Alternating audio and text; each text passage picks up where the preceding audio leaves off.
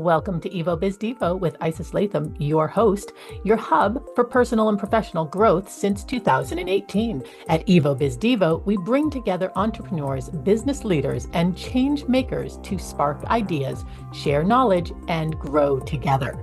Stick with us as we explore fresh ways to expand networks, build resources, and create lasting impact. Let's get started.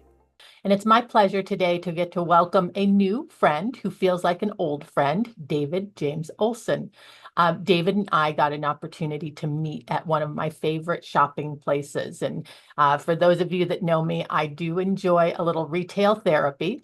I also love good chocolate, and I like a nice decaf every once in a while. And I was just about to sit down with my decaf. I was actually standing at a bar and at Thorne's Marketplace, and I caught eye contact with David. And I'd recently made a decision that when I made that eye contact, I was going to go ahead and follow through. And he started to speak to me, and for just a moment, I got a little bit nervous. And I thought, oh no, what did I just open myself up to? But great things happen when we are open. And he offered to write poetry for myself and my husband, Jason. And we were out on date night, which he did not know ahead of time. But it is a really special piece of poetry to us. And it's a special memory that you got to be a part of, all because of your own bravery and your willingness to step outside the box and do something that is maybe uncommon for others. And we're so glad to have you here today. And I want to tell people a little bit about you specifically. David James Olsen is a content creator, published poet, playwright, and researcher who has professional experience in a wide variety of fields, including journalism, musical theater performance, arts administration, marketing, development, and brand partnership. Management of that brand partnership. Having lived in New York City for nearly 20 years, he has been fortunate to work for a unique blend of meaningful organizations such as the Carnegie Hall, Lululemon, Soul Feed Podcast, PETA, the Human Rights Campaign, the York Theater Company, and Joyful Communications. Now based in Northampton, Massachusetts, David pursues remote writing work as an independent contractor while also weaving his own creative compositions of poetry, short stories, and plays. Well, thank goodness that you decided to be brave and speak to myself and Jason. We're so glad you're here. I just want to start by thanking you, Isis, and of course Jason by extension, for that incredible experience and how much it meant to me to connect with the two of you and to, as I do in perhaps otherworldly ways, connect with you in the poetic realm and weave something special. It means the world to me, and thank you for having me here today and for everyone watching and listening. Jason is the writer for sure. And so it was nice, I think, for him to have something that means a lot to him, be gifted to him instead of always being the one to prepare that. And I'll tell you, actually, Jason and I have had a long-standing habit now of mailing each other cards. And so even though we live in the same house and we could, just leave it somewhere, I think it's really fun to get a handwritten card in the mail. And we had been going through kind of our own, I don't know if I'd call it a renaissance, because that's certainly the topic today, but we were remaking our relationship after 27 years. And one of the things that had been lost for a long time was handwriting those cards, because you just get busy and you stop thinking about those things that cause you to slow down. And as we were healing our relationship, we started mailing. I think I started it. I started mailing him cards to let him know that I was thinking about him. I love that. It couldn't be a better bridge into what we're talking about today, with regards to how a renaissance can occur in so many ways, right? That's just a very clear example of that to me. And also recognizing that there's beauty to embracing something that is perhaps not done as often nowadays. Handwriting, whether it's cursive, whether it's, whatever it is, a special card, a a poem that's handwritten, sitting down just by yourself, in the morning and writing in a journal or creating something by hand. I wish it weren't the case, but it's something that is often a bit lost today. So. Do you find that you also tend to write a lot, even if it's not for beauty or for posterity, that it's just instead of maybe taking notes on a phone or taking notes digitally on your computer, are you handwriting things? Almost entirely. Yeah, I mean, other than, yes, work that must be done, digitally. It's for me, especially when doing creative writing, poetry plays, journaling, and it doesn't have to be creative, as you said. It's just a release, a la, Emerson's wonderful journals, that kind of an experience where you sit down and you just let the mind blossom, you know. Yeah. I have learned it's interesting as you do something for a long period of time, you start to notice your habits and your kind of the rhythm. And I have noticed that I have a notebook on my desk. So I record everything that I do because it helps me to focus and gives me something to do with my hands. Um, and in 28 to 30 days, I will complete an entire notebook over and over and over. And it doesn't have to be a fancy notebook anymore. It's just about, is it easy to write on? Does it feel like I can go back and flip through pages really quickly? And I can correlate it to my calendar. And I can locate things faster in a handwritten notebook from 6 months ago than I can on the computer usually, because in the process also it's very gratifying. You get to see some of the other things that happened around that time period. And it reminds you of what your mindset was. It reminds you of the other experiences that you were having. And it puts everything in context much more effectively for me. I love that. It absolutely is the case. I also think, there have been studies done on this. I think it's fascinating to look into and to remember that when one is writing by hand, it's a direct connection to the thought process. Physically in your body, there is a direct connection. There's something a bit different when you're doing it digitally. Mhm. But when extending it through, handwriting with a pen, with a pencil, with that sense of your hand actually creating the writing as opposed to doing it on keys on a screen, it so beautifully opens channels that might not otherwise be quite as fully present. And it also takes away that sense of the glowing constant flat screen. It puts you right back into that 3D experience, with the paper, with the tangible, I would even describe it as a more present experience. So while we, of course, are grateful for the screen, we need the screen, it offers its benefits as is the case today. I think it's so important to value that. So I love that you do that. Let's use that as a bridge into some of your other areas of passion. You talk about being a playwright. Have you done any acting yourself? Yes, and I actually am trying to recall if you and I have spoken about this. So I started out actually as both a singer and an actor, Oh, and I that. always say, yeah, and I always say I love to dance as well, but largely singing and acting. So I in fact early on got into plays, musical theater, public speaking, all of that. Was in various clubs, in school, and just there was a very if not extroverted, a very excited sense of embracing, putting oneself out there to express. And eventually that led to me earning a BFA, Bachelor's in Fine Arts from the University of Arizona in musical theater. And then that whisked me off to New York to audition for many years and live in that world of, the theater and what it is to audition all the time, to, get excited and land a show and then zip off to Wisconsin or Arizona or where have you, And so, yeah, that's, I will say, and this is important, I think uh, understanding human psychology as I came to over time through studying acting, through studying the human condition and the ways we move through the world physically and otherwise, I think that was a major springboard for how I became who I am now, how I learned to embrace the sense of a renaissance of the mind, the soul, the heart. Acting opens so much within you and can be such a great prism to look through. So yes, I've done a lot of that.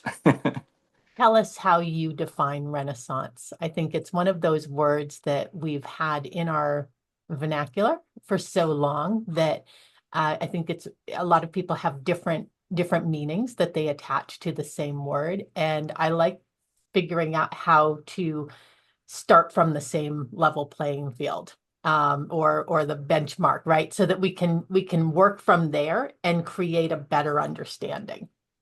I love that. So for me, metaphor is often the clearest way to offer a definition. So uh, to me, Renaissance, one's own Renaissance, or just a sense of Renaissance in general, is a flowering. It is a garden rich with newly planted flowers, flowers that have been there for some time, but there's this constant sense of blossoming, blooming, flowering, and embracing that, walking through it, experiencing it with all of your senses.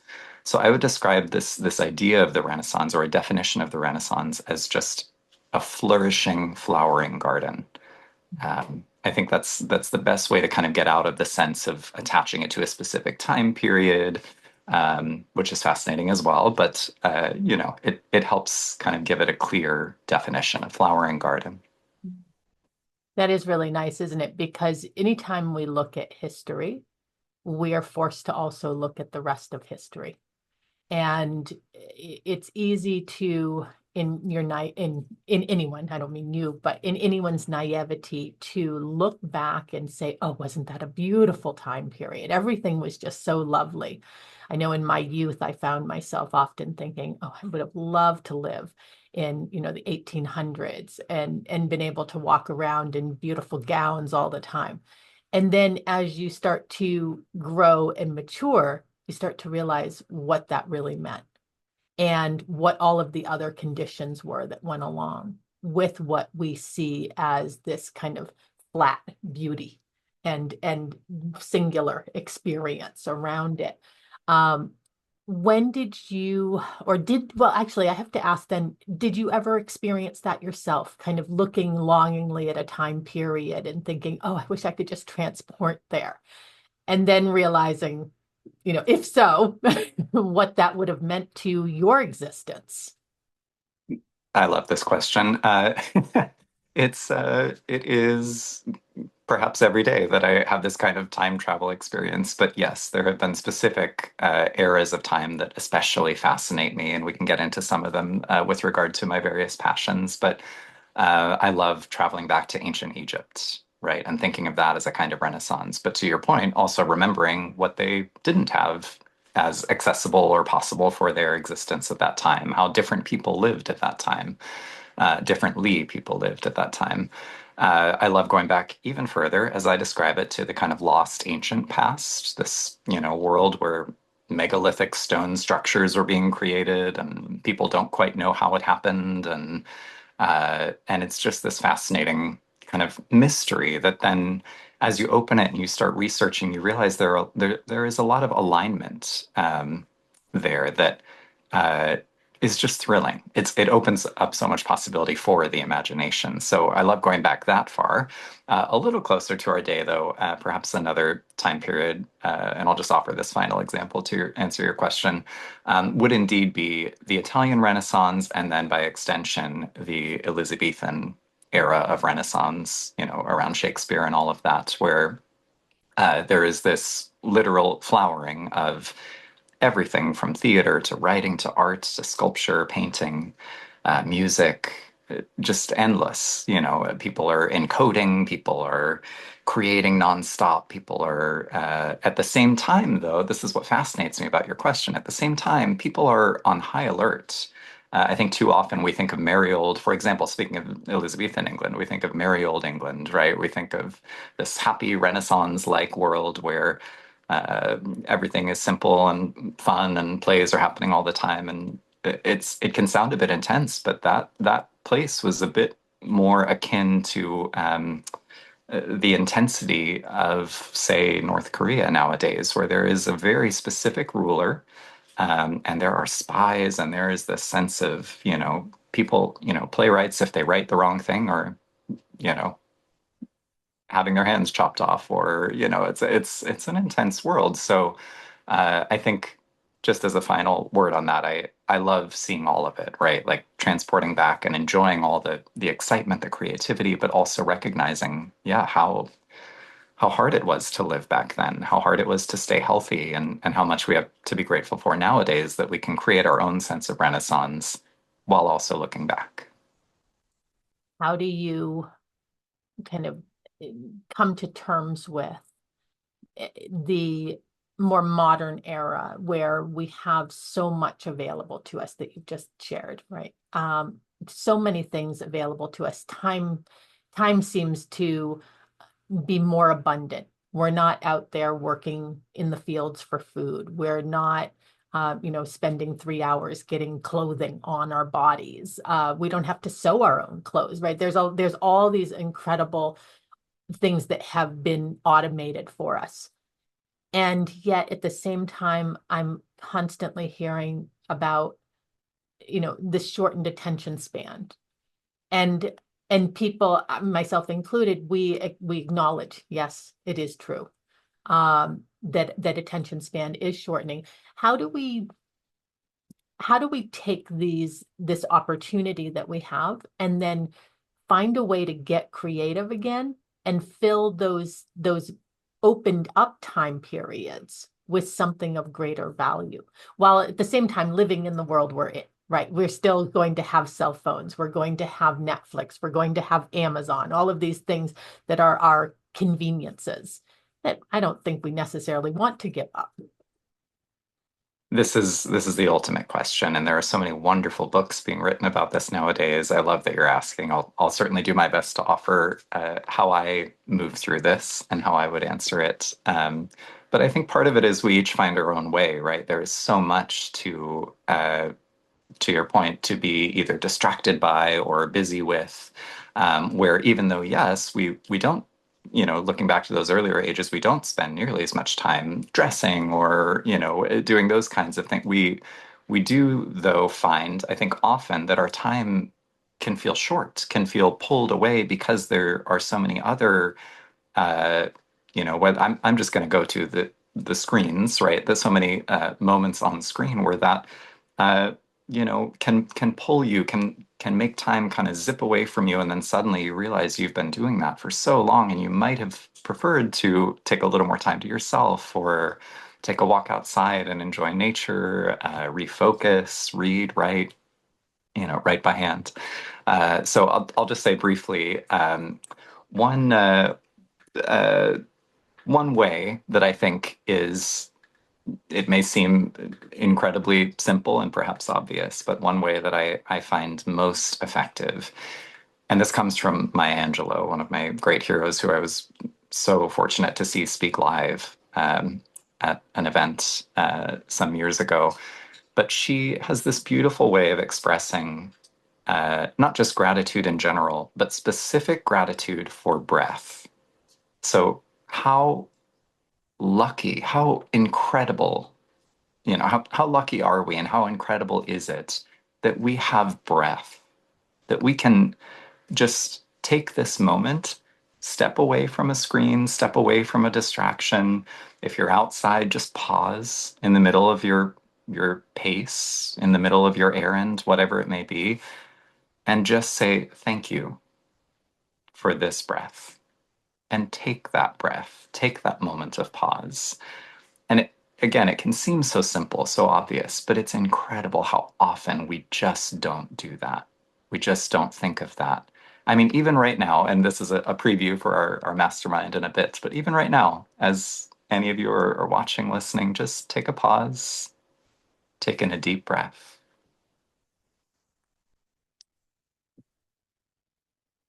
and just release it with a sense of newness and wonder. That's beautiful. And it reminds me of one of the reasons we love New England so much. Every spring and every fall, I think that we have, I know I do, I have those moments where I step outside and I can still recall, I think it was 3 summers ago, it was as the pandemic was starting to wrap up. And walking outside, and I remember coming back in and saying, I had on a skirt and so nothing on my legs. And I said, Jennifer, I could feel the air swirling my legs. It was amazing. And those moments where you draw in that breath and you go, wow, that's like I can feel the moisture in it from spring, and the soil is starting to permeate the air now. And thank you for saying the soil. This is another aspect, right? So breath is key. Breath to me is first and foremost. It brings us back to a place of right here, right now. We have choice, right? We can be grateful, we can enjoy that breath, and we can choose what we do with our time. Um, and I would just add that since you mentioned soil and the experience of the earth, like remember that that's right there. Like we get so wrapped up in being indoors and focused on our work and our screens and our world of, people and interactions indoors, and that's all part of it, right? Um, but to remember too that solitude in nature is key. Pick up Henry David Thoreau's Walden and read a little, and then step outside, take off your shoes, feel, feel a little snow for a moment if you choose, but or feel the grass, feel the soil, reconnect in a way with nature. I think it's so simple, but again, so quickly and often forgotten nowadays. And I would just add that my final thought on kind of finding our way to a sense of more focus is balance. Um, Perhaps also can seem a bit obvious, but it really is key when you think like, of course, we have to honor our daily activities, our need to get on and check our email and do our business and all of that, you know, focus in all of those ways. And at the same time, keep that sense or even a visual of a scale there and remember that having that balance, honoring your own personal time, creativity, calm, it's so key. And it to me, it is the key, as we'll talk about later, um, along with breath, to really creating that renaissance within yourself of curiosity, of creativity. So balance. I love Yeah. I love that you mentioned the scale. Years ago, I started picturing a funnel above me, and this funnel had a very narrow end to it, but it was wide, right? And I can choose as much as I want to go into it, but only a certain amount can come out at a certain pace. And so what comes out is really that golden oil that we cherish, we love, we want so much, and it comes out in little drips, but it will be based on whatever has gone in. And so I have to make a choice. What's going in? That is also key. There's so much I could go on and on, but I love how you just framed that because I think here's the other issue with what happens nowadays. We get into this mode of achieve, productivity, and move, go, go, go.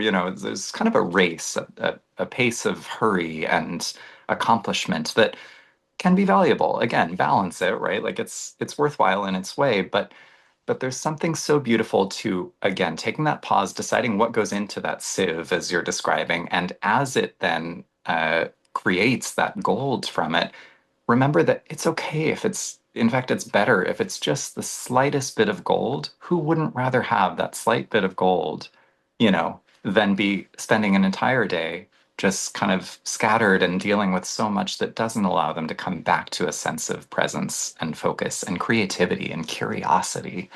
For example, I'm always gentle with myself when I start a new literary work as I'm reading it that, this is the first time I'm reading it. There will be others. And also how wonderful that on this first journey, I may only discover a few quotes I love from it or a few different words that are fascinating to me, but how incredible to be grateful for that bit of gold and then run with it. And, from that, maybe that turns into a poem. Maybe that turns into a beautiful conversation with a friend. In other words, trying to calm this sense of hurry or productivity or how something must occur.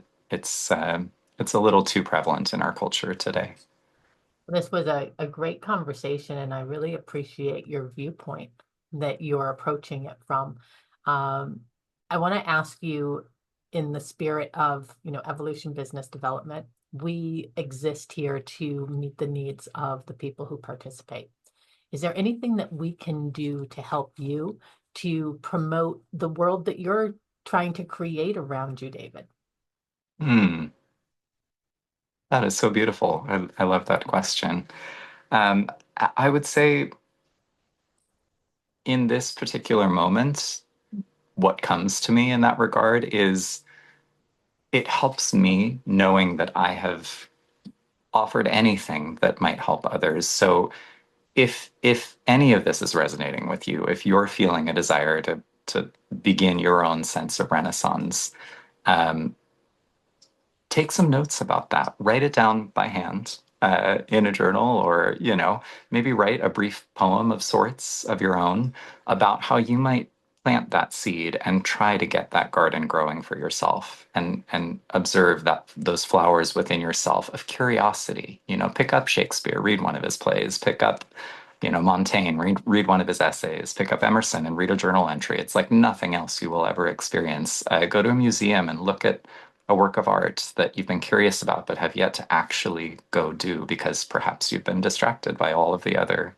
Go out in nature and experience it in a way that you wouldn't normally. Hold a leaf in your hand and just observe it for a moment, right? Take that time. So I think for me, that's what I could say many things, but I think out of a sense of gratitude for just being here today, however any of you can plant those seeds for yourself and see what it's like to kind of begin anew this sense of renaissance within yourself of curiosity and flowering. So well said.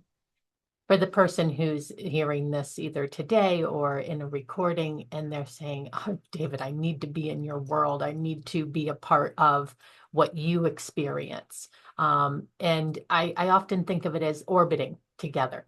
How do they get into that space with you? Where are they going to find you? Where do you show up?